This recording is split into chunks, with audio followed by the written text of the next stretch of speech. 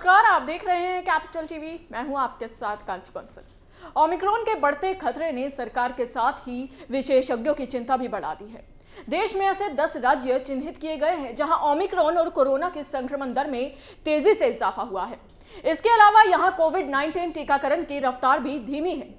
केंद्र ने इन राज्यों की कमान अपने हाथों में ले ली है और यहां पर केंद्रीय टीमों को तैनात कर दिया गया है। लेकिन ओमिक्रॉन के बढ़ते मामलों को देखते हुए इस पर एक्सपर्ट्स ने चिंता जाहिर करते हुए क्या कुछ कहा है, इस रिपोर्ट में देखिए।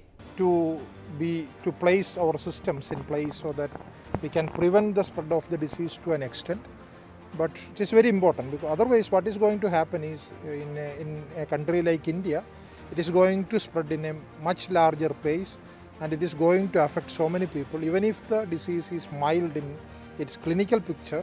केरल, महाराष्ट्र, तमिलनाडु, पश्चिम बंगाल, मिजोरम, कर्नाटक, बिहार, उत्तर प्रदेश, झारखंड और पंजाब ऐसे राज्य हैं जहां पर केंद्रीय स्वास्थ्य टीमों को ओमिक्रॉन और कोरोना संक्रमण से निपटने के लिए उतारा गया है। दरअसल देश में हर रोज ओमिक्रॉन के मामलों में इजाफा दर्ज किया गया है।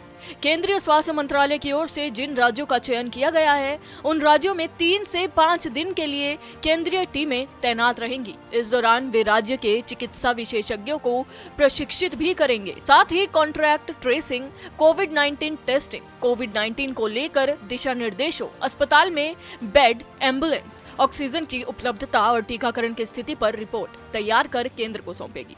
ओमिक्रॉन के बढ़ते मामलों पर एक्सपर्ट्स का क्या कहना है, आपको सुनवाते हैं। Definitely we cannot prevent Omicron from just transmitting in our country or in our state. It is coming to our way, and as far as the data that we are obtaining from Europe and UK and maybe in America, what we are finding that this is going to multiply. The number is going to multiply once in 2 days. But now out of this 300, very small numbers are there in community maybe. Most of them are expatriates, but we cannot prevent this is coming to or spreading in community. Definitely there will be a big numbers in community already spreading the cases, and it is going to reach somewhere around 1,000 cases by maybe 2 or 3 weeks, and 1 million cases maybe in 2 months. That means hardly we are going to get 1 month or so to place our systems in place so that we can prevent the spread of the disease to an extent.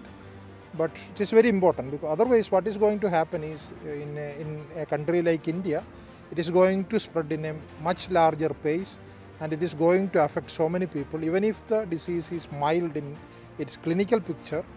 But if the denominator is very high, that means if there is large number of infections, lakhs of infections are happening in a single day, as even a small proportion of that is translated to hospitals and death is maybe a huge problem for us.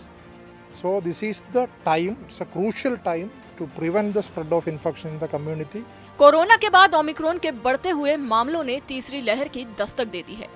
1 महीने के अंदर ही Omicron संक्रमण 17 राज्यों में फैल चुका है और कुल 415 संक्रमितों की पुष्टि हो गई है। इनमें सबसे बुरे हालात महाराष्ट्र और दिल्ली के हैं। महाराष्ट्र में 108 तो दिल्ली में 79 संक्रमित अब तक सामने आ चुके हैं। To place our systems in place so that we can prevent the spread of the disease to an extent, but it is very important because otherwise what is going to happen is in a country like India, it is going to spread in a much larger pace and it is going to affect so many people even if the disease is mild in its clinical picture. दुनिया की बात करें तो 1 महीने के अंदर ही Omicron 108 देशों को अपना शिकार बना चुका है। दक्षिण अफ्रीका में मिले पहले संक्रमित के बाद ये संक्रमण तेजी से फैला और दुनिया भर में अब तक 1.5 लाख ओमिक्रॉन संक्रमित सामने आ चुके हैं। तो हम आपसे निवेदन करते हैं कि कोरोना के इस नए वेरिएंट को हल्के में बिल्कुल ना ले, क्योंकि अगर ऐसा किया गया तो ये हम सबके लिए बेहद परेशानी खड़ी कर सकता है। अभी के लिए बस इतना ही। देखते रहिए कैपिटल टीवी। जय हिंद।